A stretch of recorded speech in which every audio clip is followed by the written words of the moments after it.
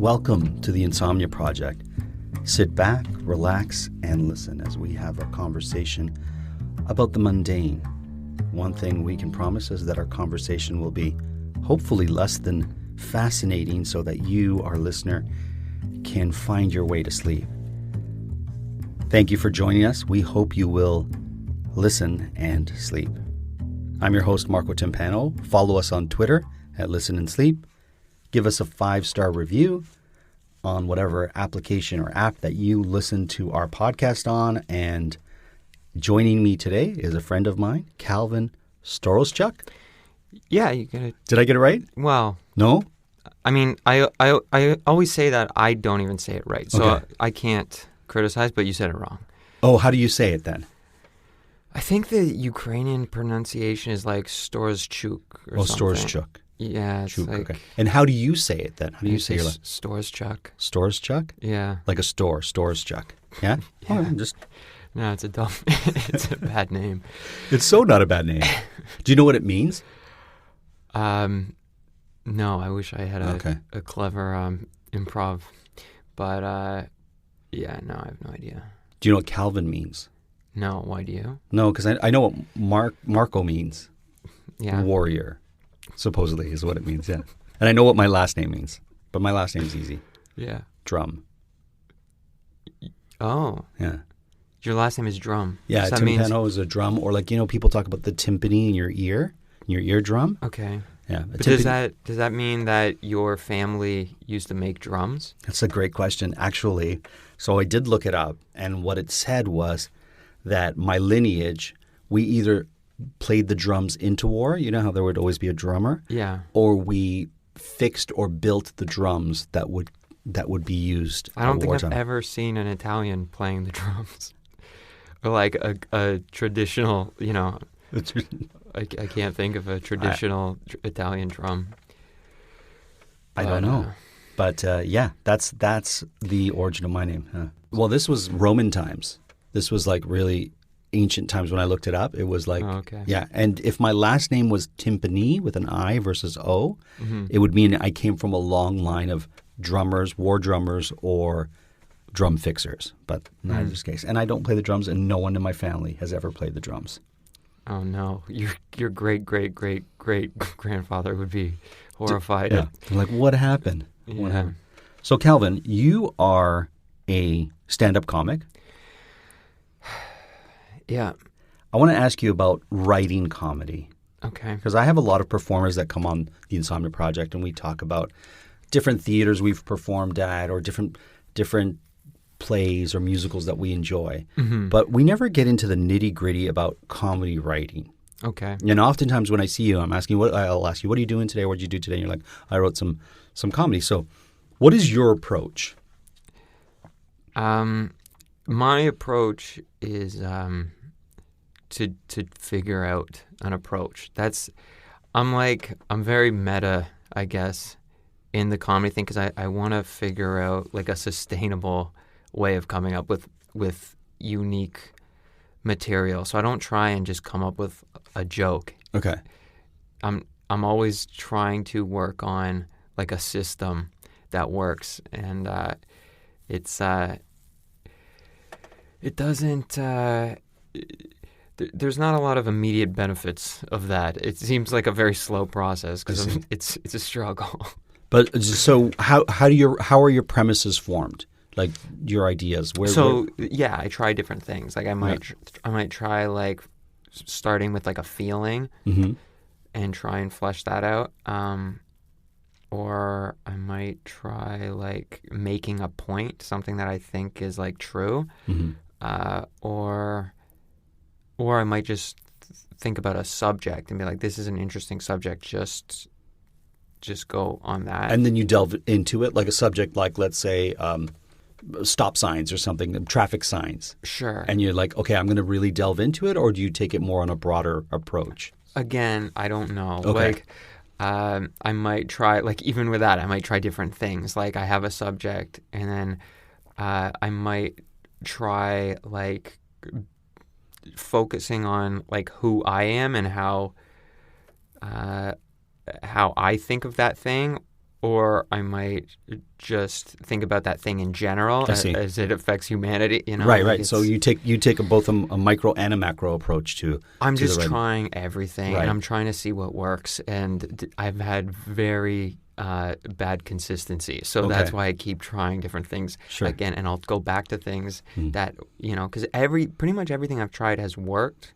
Like I've had success with all these different things that I've focused on, but then it'll go horribly another time, and Sure. I'll go, "What am I doing?" Well, that could be not necessarily the material itself, right? It could be if it's Me as a working- person. Well, maybe your delivery, maybe the venue you're at, maybe the crowd that you have. Well, I think, right now I think the most important thing is like confidence really is like probably the biggest thing, slash like being in the moment. So when you say confidence, does that mean when you're on stage, we're watching a heightened version of Calvin? Or is it yourself and you're just going forward as like, the stage is mine and you're my audience? No, I don't think it's a heightened, I don't think of, not a heightened version, but more as in like not shutting down things, because Okay. that's what, that's just a human thing. Like any kind of, anything that makes you anxious or whatever, it's you're shutting down things that could help you. Sure. Like you want to be like loose and open to ideas, right? But it's not just the ideas, because you could say something very scripted, but it's also just the energy you have when you're saying the exact same words. It'll Right. seem more spontaneous and real. And Calvin, do you ever find you're writing material on the spot? Like something you might go off on a tangent based on a reaction that you've received? Yeah, kind of, but Okay. not that often. I I see. know, like, I wish I could, because that's how you see some people get good really fast, is when they know how to do that. It's what like you would call like writing on stage, whereas like they know how to control themselves on stage so well that the more time they spend on stage, they're gonna come up with good stuff. Right. That's That's more of what I enjoy, and I think it's because my background is more improv. Yeah. So as a result, I'm able to improv in the moment depending on what happens. It's usually a reaction to something that has happened in the audience or a particular person who might be a little bit rambunctious or heckly. Usually that's where.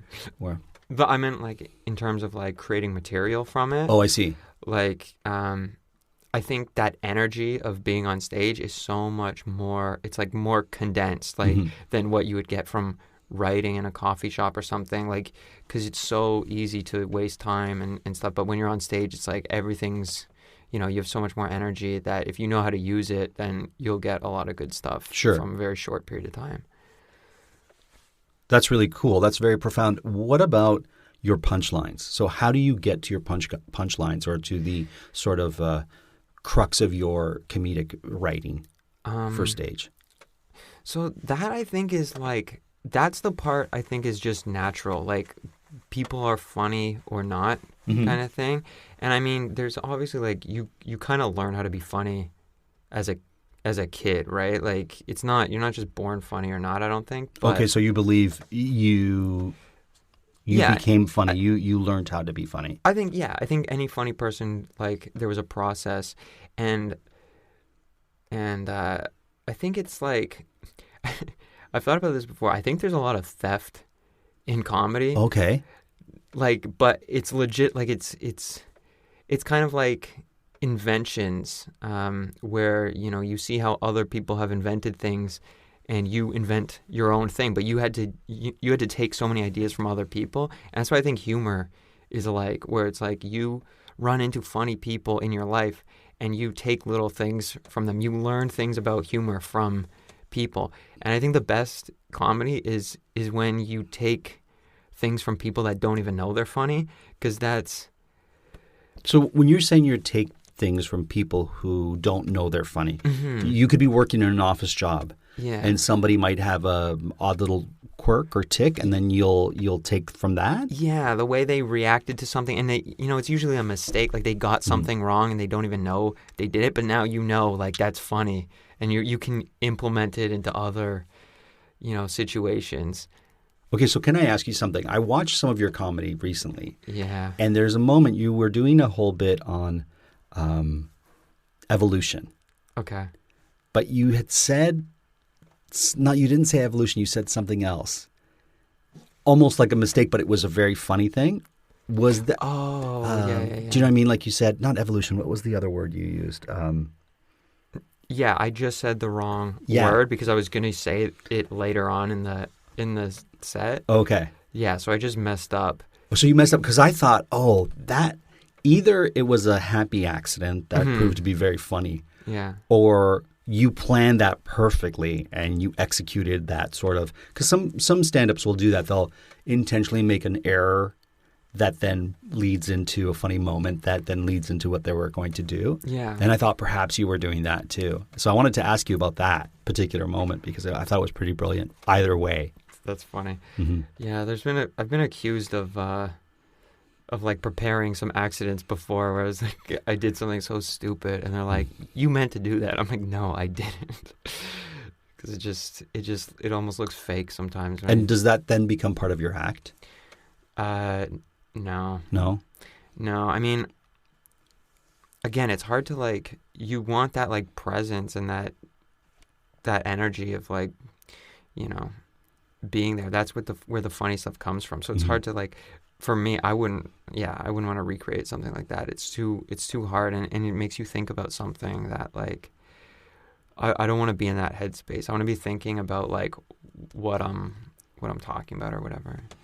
All right, here's a very technical question I guess I'm going to ask. Okay. Do you prefer when you're on stage doing stand-up to have the mic on the stand or remove the mic and you walk and hold the mic? I don't know. I mean, I think I usually take it out, but I don't know. Because I mean, I'm sure you can test like what gets the best response if you know like, I'm moving around too much or something like that, but I don't know that part of I'm not at that point because other things there's other moving pieces that are so much more important right now than like, where I stand on stage. Where was your first stand-up set? Yuck Yucks. Oh, it was a Yuck Yucks. Yeah, but it was the Humber thing. So it's like a comedy program. So they like it's pretty much all the. I should mention for our listeners, because we have a lot of international listeners, Yuck Yucks is a pretty well-known comedy club chain in Canada, and Humber is a college university that teaches one of their programs is comedy. So Yuck Yucks has like a partnership thing with the comedy program. So like they just use the space for a certain show, right? But it's not the same because the whole audience is basically other kids from college going to see their friends or whatever. Right. So it's very different. It's super supportive, and it gave me a very skewed view of like what stand-up was because I thought I got a very good response, and I didn't deserve anything. But like I was like, holy. Spoken like a true comic who's like self-deprecating. I didn't deserve the laughs I got. Yeah, no, it was horrible, but I got so many laughs, and I was like, this is gonna be so easy. Okay. And it's actually the hardest thing ever. Have you noticed that your comedy has changed over the years? Yeah. So, for example, like from the first time where you had a really positive response, has it morphed? Has it developed in a way that? Yeah, it's changed a few times. The first like little while, I don't know how long, but I was like basically doing a Mitch Hedberg imitation. Okay. Which is like pretty embarrassing. But and then after that I started doing like one-liners that were different and like kind of I had more of my own style. Right. And then even that though was pretty embarrassing. Like I had to stop doing it because it's like it's too. For me, like there's no point to, there's no reality to it. It's all about just trying to get the audience to laugh. And I know that sounds like you're supposed to do that. Right. It's comedy, but you're not making them laugh at reality. You're just like tricking them. It's a lot of like wordplay and stuff that personally, I just feel like there's more potential in comedy than that. I mean, other people would argue with me and be like, whatever works.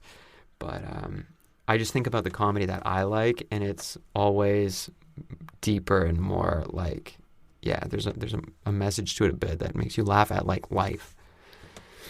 I like when you mentioned wordplay, because that's something that I love. Yeah. And I really gravitate towards wordplay on stage for sure. I said it's the highest form of comedy. Really? Wordplay?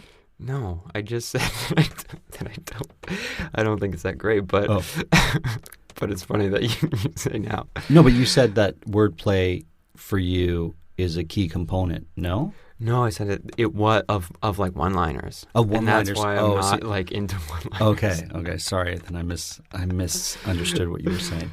But that just goes to show you the different styles of comedy, right? Like if everyone just approached comedy from one sort of direction, then nothing really would be funny because it would all be the same. Maybe, I don't know. But yeah, I think it's good that there's different styles and different people can find what they like. And what are some things that inspire you?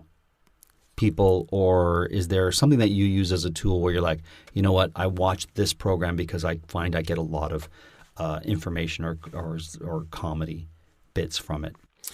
As far as like inspiration, I think like profound truths are like, I think that's like the heart of like good comedy. Like, the way you have a silly way of expressing the point, but like I think the truer the point is, the more people it hits, and also it hits them deeper. Like, okay. And obviously people would, disagree about what the most important truths are, but like a funny one, something that I think works a lot is that like how cruel nature is. Right. And I think you can go so many different directions with that. And it's just funny because like when you think about it, it's such a sad, scary thing, but it's just funny because it's real. Sure. It's like how brutal reality actually is when you think about it. So then would your source material for that be something like Blue Planet or watching Shark Week or like nature programs? So yeah, like that could trigger something, and it has. Okay. That's why you saw like some stuff about animals and stuff, which I think is funny because it's like it just shows you like animals are a little bit funnier than humans because they're not trying to do anything. Like they're just doing what they're meant to do. When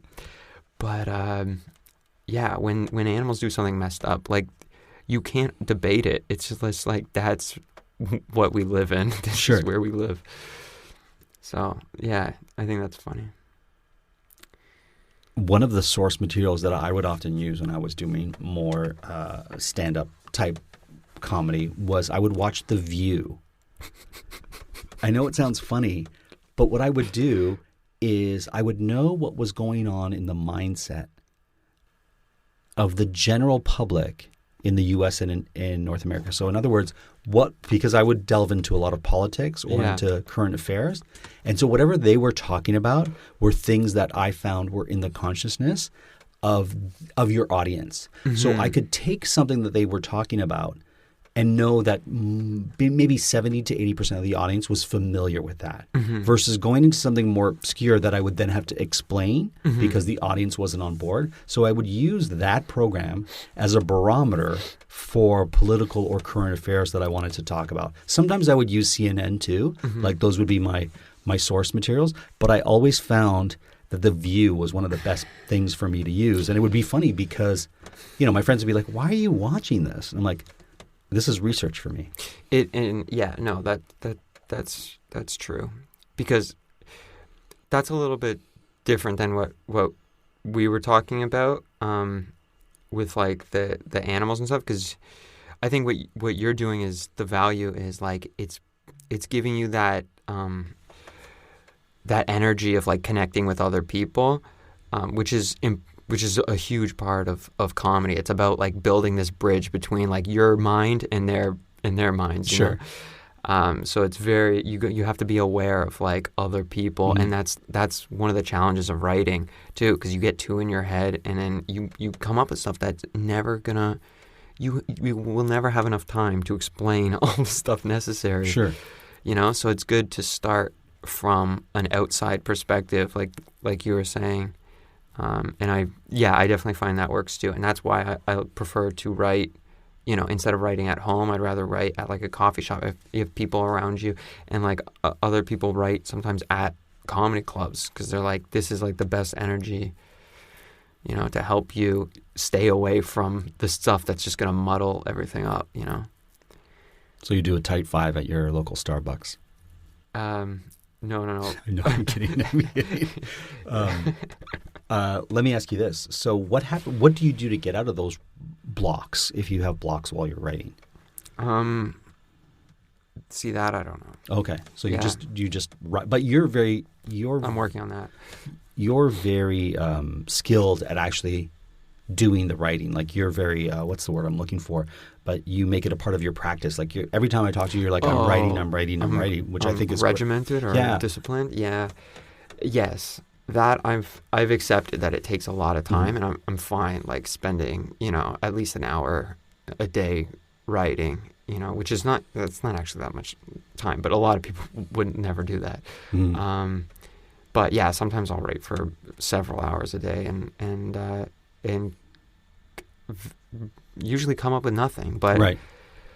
I gotta once you have a system that has any kind of success rate, then it'll be very much worth that time. I see. So, I don't know. Have you ever written for someone else to do comedy? Because I think that's an important skill too. And I feel like that's one area that's lacking in these more formalized schools where you're learning comedy. It's one thing to write for yourself, but it's another to write for someone else's voice or write something that someone else could take and use on stage. Yeah, I don't think I've ever done that. Mm-hmm. I mean, I think I've come up with like ideas for other people, but right. That could be like an exercise, I guess. I used to write for a television show, and I won't say which show it was, but the protagonist, we were looking at their lives in the show, and so we had to write comedic bits for this person to execute on film. And the protagonist wasn't very astute when it came to comedy. I'm being very kind here with my words. And I was in the writer's room, and a lot of the comedy that I would write, they wouldn't necessarily get, so I would have to explain it or really unpack the comedy or the bit that I was writing, the joke. Yeah. And so it was over-explained on the television show, so it would never resonate the way I wanted it to. Mm-hmm. And every once in a while, I would get really frustrated and angry because of the way I was being treated. It wasn't the best writing room. And when that happened, I would write ridiculous things for this person to do, and in the show, and just because I was frustrated. So I was like, all right, then I'm going to make this person, the protagonist, sit on a piano and sing, or like sit on the keys, or do just something ridiculous. And Calvin, 1 out of every 5 times I did that, it would end up in the show. And I would just watch and with my hand over my mouth thinking, how did this get through? This was just total me angry, writing angry, crazy things for the person to do, and they would do it. Yeah. Well, I don't know what that says about that. I'm probably not a really nice person, is what it says about me. No, I don't think it says anything about you. I mean, I don't know. I just think it says something about the systems in place and the quality control of TV. But yeah. Before we end, what is the one thing you think you enjoy having at comedy clubs? So it's like, if I'm at a comedy club I enjoy performing at, I like when this is in place, or when they have this. Your writer? No, not my writer, but let's say like I like a smaller stage, let's say a more focused stage, so that there's not a lot of expanse. Yeah. Like if I walk into a comedy club, how do I look at it and be like, oh, this is either good or bad? Yeah. I don't know. It's anything that makes it feel like the audience is going to be too comfortable and confident, because like then it will make me feel more uncomfortable. Okay. So what's something that makes you feel confident in a comedy club when you're performing that they might have in place? Honestly, like if it's not that cool looking, like if it looks pretty, I don't know if I can't think of a word, but you know, it's just basic. Right. It's not a fancy club, or let's say a theater. Like, you know, sometimes people perform at a fancy theater or a really large venue. Yeah. You prefer more intimate sort of? I'd prefer large. Oh, you would? Okay. Yeah, because I think the numbers of people keep themselves in check. Okay. Whereas like a small group, it's very hit and miss. If you get the wrong group, you know, they're comfortable now, and they'll judge you very openly. But yeah, that's it. Amazing.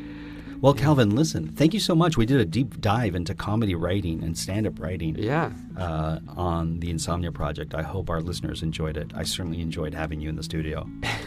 All right, thanks very much. Where can they find stuff that you're doing? Do you have a website that we can send her? No. I'll let people know. I'll email you. Okay. So yeah, don't worry. I'll contact you. Don't look up Calvin. He'll look you up. Thank you so much, Calvin. Once again, you've been listening to the Insomnia Project. We hope you enjoyed this. We hope you found your way to sleep. And today's episode was recorded in Toronto, Canada.